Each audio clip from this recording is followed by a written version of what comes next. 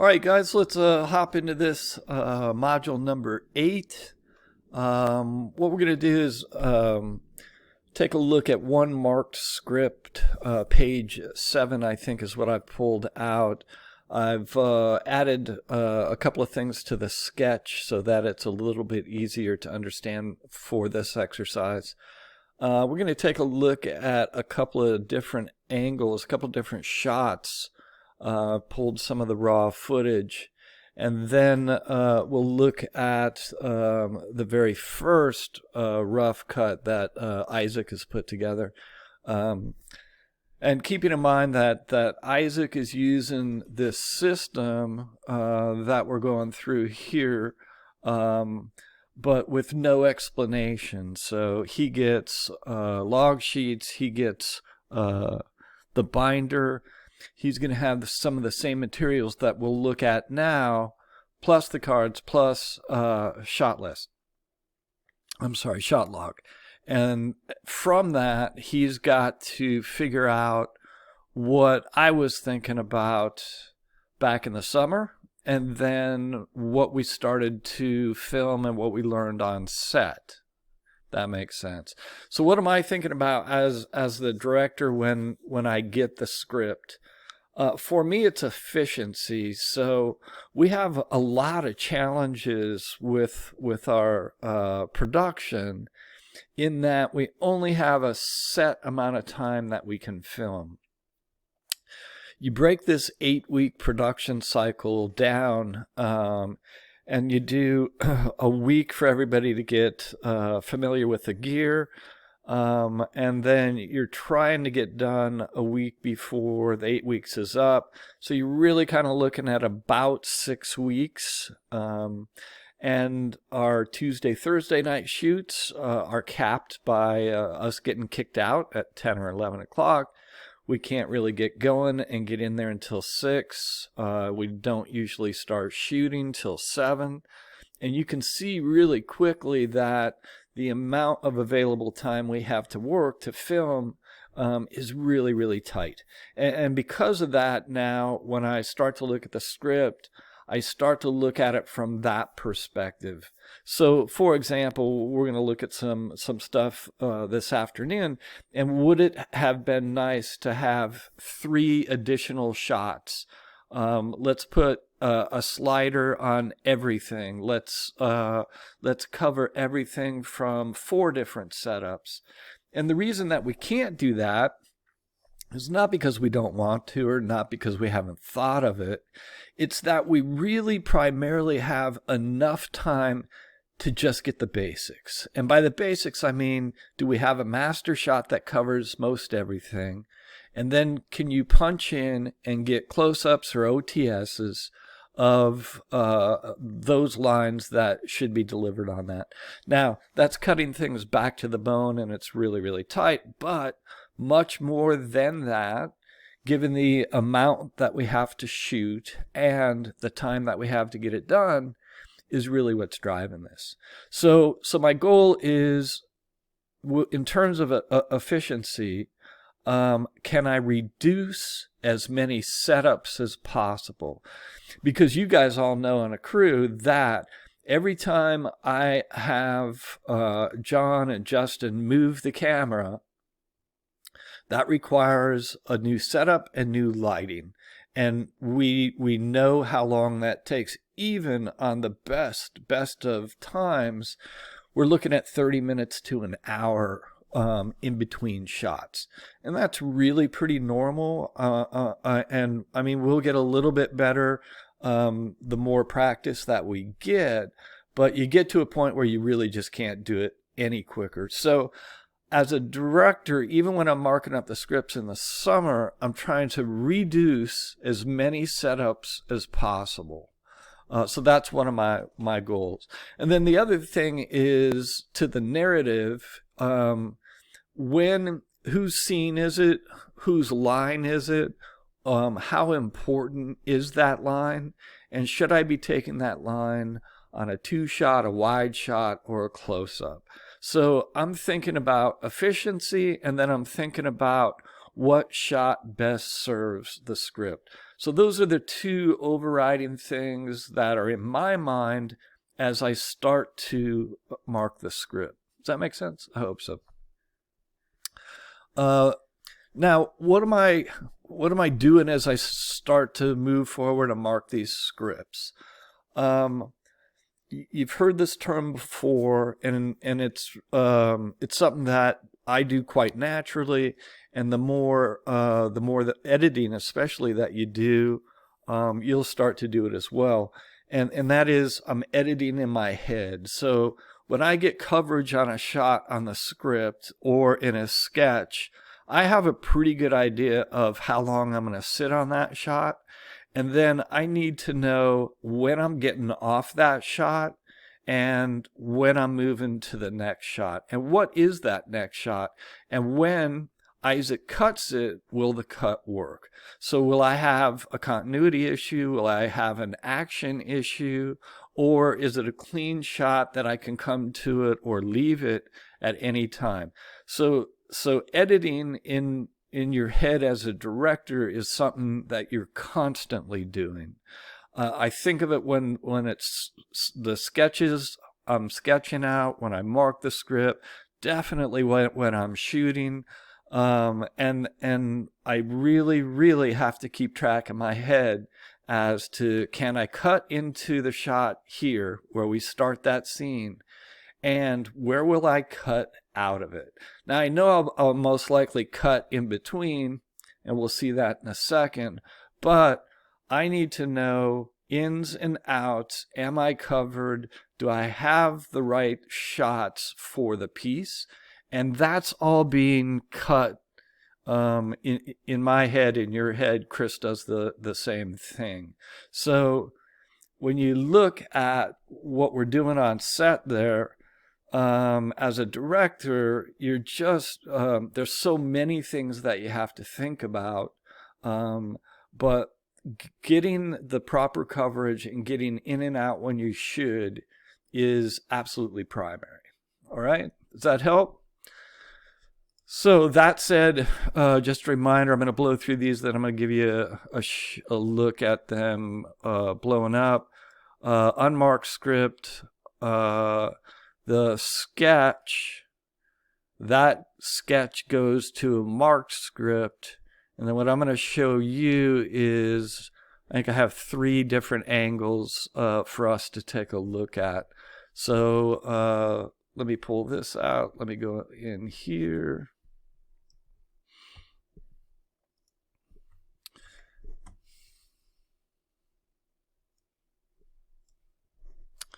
All right. So here's what I want to look at for this module. I just I picked up this page, page 7, because we've shot it. We talked about it last module. And all I want to look at is this page. So a good thing to do for you, even before you go too far into the module, is take a look at 7.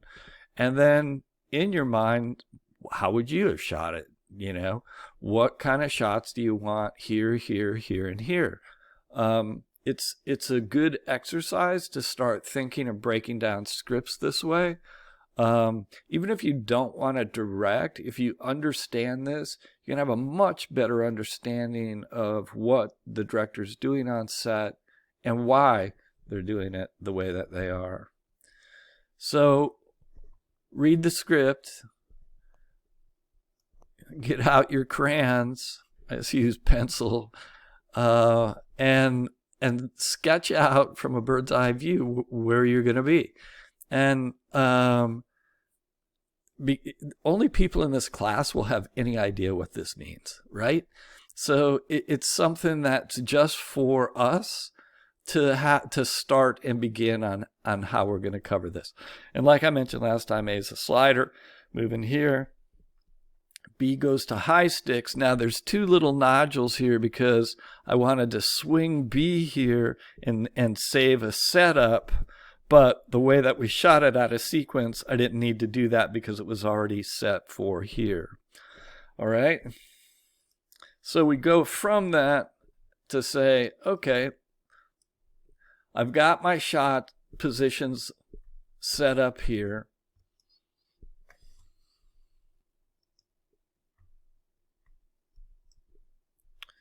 And let's get rid of that. I got my shots in this, and now what I'm going to do is just show you, and I have these as individual PDFs you can download. I recommend that you do.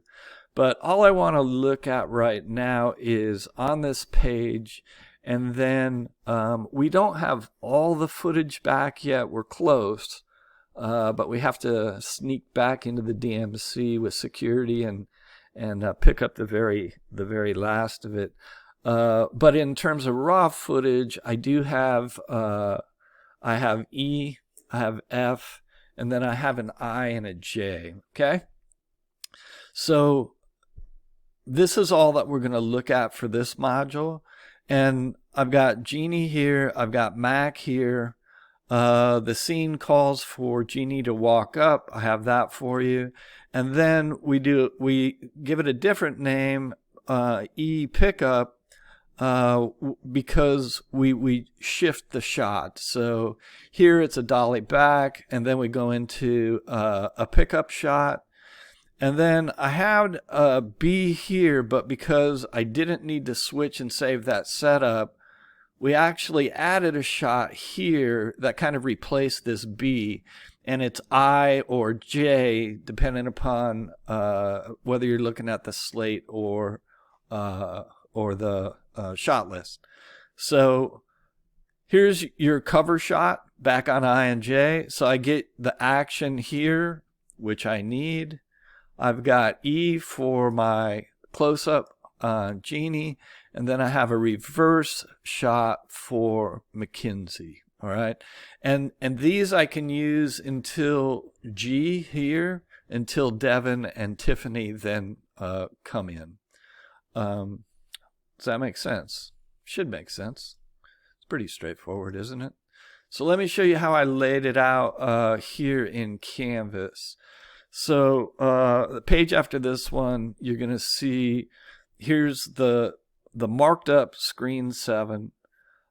Here's the sketch where I've taken and just highlighted the camera positions that you'll see. I'm sorry, unmarked and then marked. So these two are what you want. I didn't include the shot list just because I wanted to simplify things. And now when you come here, in case you couldn't download it, I have it pasted in there.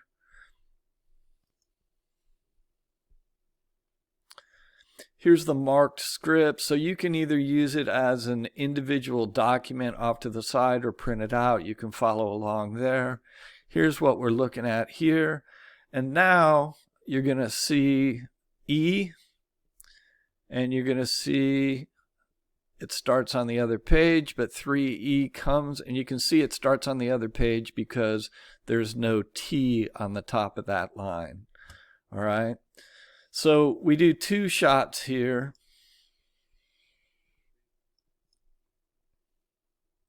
And you can see that the slate now is reflecting what we see here and the shot list and here. So this is a walk-up shot. The other thing I want you to notice here is that Andrew has his fingers in the slate there, and that tells Isaac, tells Post that it's MOS or without sound. All right, so that the guys in Post don't spend time looking for a file that doesn't exist.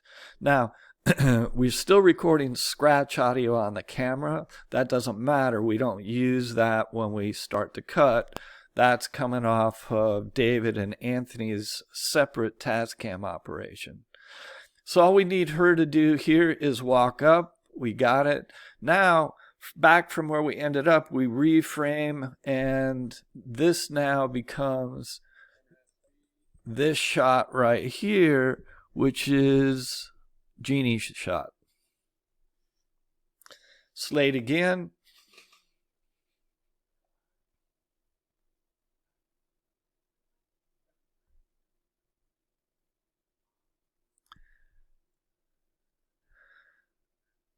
So Mac wasn't sure where we're starting from. We let her know that.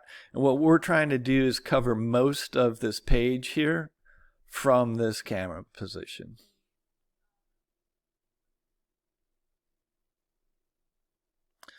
Now, the other thing that we do when we let it run this way is because this too gives Isaac reaction shots. So sometimes we break them out if there's a particular one that we need, or he can go in and drop these in based on when he feels that we need it within the scene. Guys running audio, we only care about her on this one and not Mackenzie, because we'll be able to switch that and get that with her. So this is what we're shooting, how we're shooting it. Got the same script, same markup, and now you're going to see the I and J set up.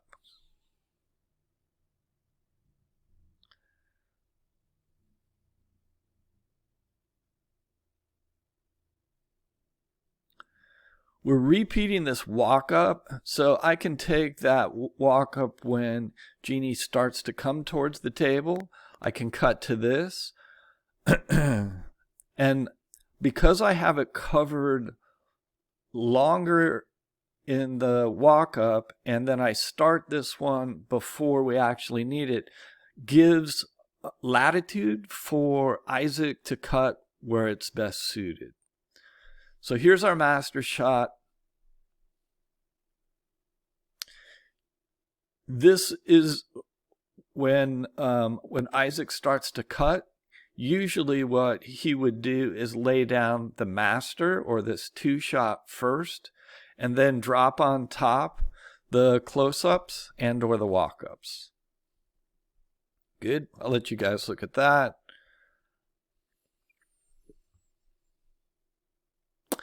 And now what we've done is we've gone to F, all right, which is a reverse now. Same scene.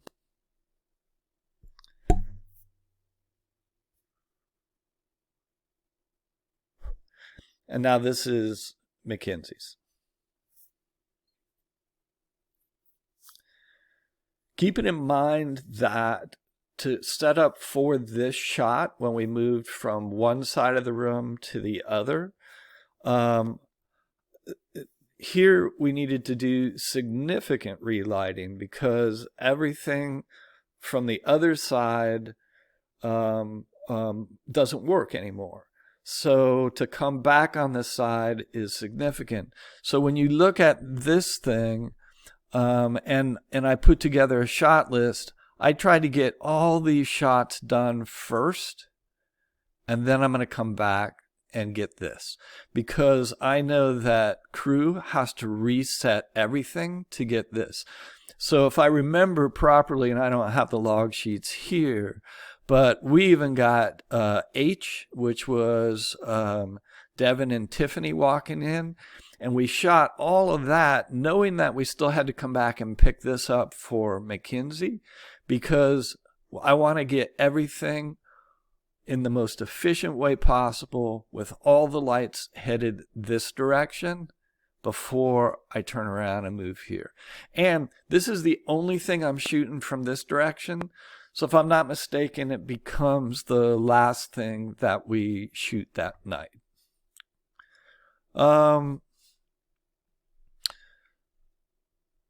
Last thing that I'll do here is I'll let you watch the rough cut on your own, and you can start to see how it all comes together. I do want to take 1 second here and give you an idea of what Isaac's world kind of looks like, and that is something similar to this. So because we have a pretty good system handing things off, once the cards come out of the Tascam, once they come out of the C200, even I don't touch him. So the process is that Cassie takes them, and then Cassie has to get them into the DMC, into the edit suite. And we're lucky because Isaac and Cassie are both taking cinematography on the opposing nights when we're not shooting Tuesday, Thursday. They're at the DMC Monday, Wednesday. So it makes for a pretty convenient handoff.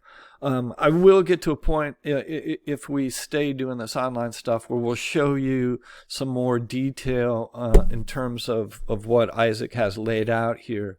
But for the most part, here's your preview. Here's your cut window. Here's your files, and then the timeline. I'm sure all of you have seen something like this. And you can tell it's a rough cut because just big chunks are here. And now once we get a rough cut approved, then we can go back in and sweeten. We can add reaction shots. We can hold shots longer. We can start doing L and J cuts. But you don't want to get to that level of cutting until you know what it is that you have here in this rough cut. And so he was just beginning to get to this point when we bailed out there. So that's the run through for this week. Take a look at what I just went through. Watch what's going on.